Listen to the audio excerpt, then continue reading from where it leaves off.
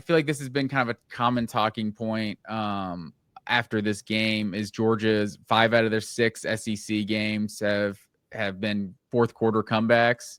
And is this sustainable for this team, like competing or winning a national championship? Like, what's your first thought? No, it's not sustainable.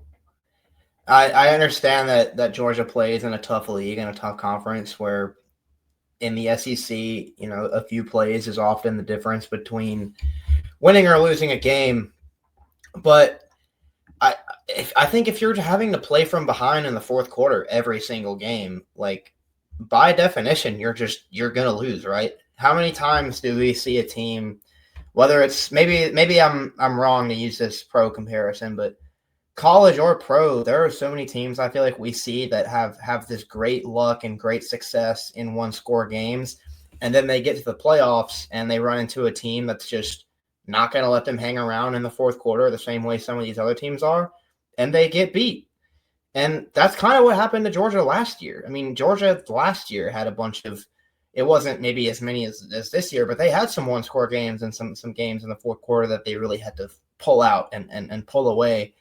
And then they got to the playoff against Notre Dame, who's a well-coached, disciplined team with an NFL-caliber defense almost, and they just weren't going for that. That just wasn't – they weren't able to come back because Notre Dame just didn't allow them to do that. And I think sooner or later Georgia is just going to run into a situation like that. If they keep having to come back in the fourth quarter, you can do it a lot of times, and you can be a really tough, resilient group that never says die. You can be the cardiac kids, I think is what Kirby Smart called them. You can be that, and that's fun, and it's exhilarating. But those teams always meet their end eventually. I don't think anyone ever made 15 straight fourth quarter comebacks in the season and won the championship. No, that doesn't happen. Eventually, you need to start being comfortable in the fourth quarter and not having to play for your season every time. I just don't think that's a sustainable way if you have to do that every single week. Yeah, I think that's fair. And I mean, we should say they did lose one of those games where, it came down to getting stopped on a fourth down. You didn't execute perfectly in the fourth quarter and you end up losing one of those games. So that is how small the margin is. Well, if you allow the margin to be that small, right? There's no room for error. So, yeah, I think that's fair. I think my take when it comes to it is that I just don't really care. Like, I think there's just, with what the college football season has become, it's just like a 12-team playoff is just such a crapshoot. Like, maybe it's not a crapshoot. Maybe it was really poorly seeded last year. But with how I think it's going to be a crapshoot, with how even the SEC is this year is any tell for how competitive the playoff is going to be. Like, I think you just got to get in the tournament at the end of the day. Like, I think, yeah, if we're judging Georgia based on old standards, and I feel like it's almost like a 2010s standard, because it seemed like in the 2000s you could have a team like this. You could have a 2002 Ohio State that just every single game they played, they had to escape at the end, and they beat Purdue 10-3 or something that year. And then still found a way to win the national championship. Went undefeated and won the national championship. I think 2006 Florida was a similar team that just played so many gritty, tough games, and it's that seasoned them for the postseason. And they played an Ohio State team that hadn't really faced that level of physicality all year. I think we're kind of going back to that. It's 2010s was, I don't know, it was the decade of dynasties. It kind of felt like, and you had to be a powerhouse if you were going to, for a couple of years, if you were ever going to win a national championship. Now it just feels like, I don't know, man, just find a way to get in the playoff. Any given Saturday, not to sound cliche, I'm not going to think the team on the opposite sideline is just better than Georgia. Can they lose any of these games? Sure. But I don't think they're going to be just overmatched, because, I mean, you think about how people are talking about Alabama right now, they're kind of talking about Alabama like they're in a different class than Georgia. I would say probably nationally, right? I think perception.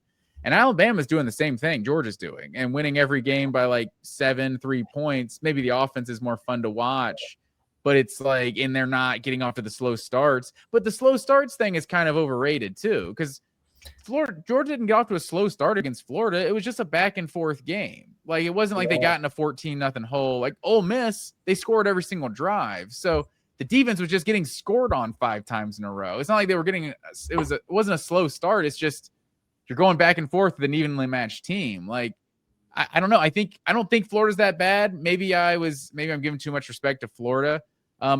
There's a reason that was like a 7-point spread, right? Like, Ole Miss is a top 10 team that Georgia beat. Like, Tennessee is barely hanging on to the top 25, but like Alabama is the team that's kind of being talked about. Obviously, A&M is still undefeated, but Alabama, I don't think is getting the same critiques as like national title contender that Georgia's getting.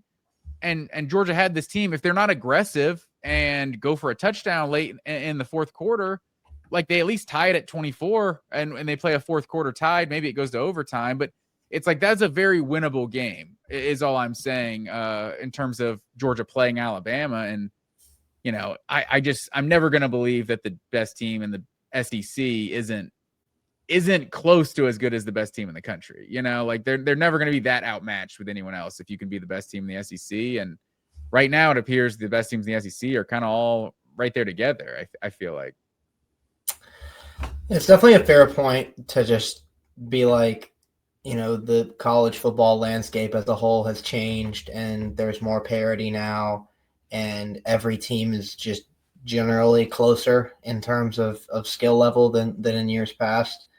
That's definitely fair. Like, and maybe I am kind of comparing Georgia to previous Georgia teams, which I can't really do because they weren't constructed the same way or just with the same means. But I just feel like, and like, yes, other teams play one-score games too. I don't think anybody's saying that Georgia's the only team in the country that has one-score games. But 5 of their last 6 SEC games have been one-score games, and the only one that wasn't was against like the most hopeless team in the conference. So I think if that's the case and literally every single game you're playing winds up close and you're winning all of them except for one of them, like, yes, that there's something to be said about that. Georgia deserves so much credit for the way that they're coached and the way their players are wired, where they can be in the fourth quarter, you know, in a close game, trailing, whatever, tied, and they genuinely still go out there and every single play they think that they can win and they win. Like that's huge, and that does serve you well in the postseason. And there's no doubt in my mind that it will. But I just keep going back to, like, if every single game you play is like that, like, your success, luck, whatever you want to call it in these one-score games, you can create your own luck a lot, but at a certain point, you are just going to kind of regress toward the mean. Like, no team is going to win, like, well, watch me say this, and then Georgia, you know, makes a fourth quarter comeback every game from here on out, wins the natty, knock on wood, right? But, like, I just don't think there's any team that's going to win that game every single time. And I think eventually Georgia, if they find themselves having a amount of comeback every game, oh, we got to go on a drive. We got to put 2 drives together. We got to get a drive. Then we got to get a stop. And then we got to go on another drive. Eventually, it's just not going to play out that way and in their favor. And I just think that's when they're going to come up short. Yeah, and the Kansas City Chiefs were this team a year ago, right? It wasn't every single game. Every single game. And they got all the way to the Super Bowl. Yes, but then they got smacked by a team that wasn't going to let them hang around anymore. Or like, but is that because that style isn't sustainable, or do they just come up against a team that's way better than them? I think it's both. I think it's not sustainable when you're up against a team that's way better than you. Yeah. And there are teams that if Georgia makes a deep playoff run, they're going to play a team in the playoff that's better than them eventually. It's going to happen. Yeah, for sure. Or at least another team that's got the same talent level as you have. And I mean, yeah, I think this Georgia team is not the same talent level they might usually have. But if you're traditionally arguing about Georgia's schedule, I think you would say Alabama's the only other team that has comparable talent to Georgia. I think Tennessee is very talented, so is Ole Miss, but I think that's probably what you would say, and that is the one that it was able to get them. So no, I'm just for our, you know, health and well-being and blood pressure and all that, I think we'd all prefer a couple of multi-score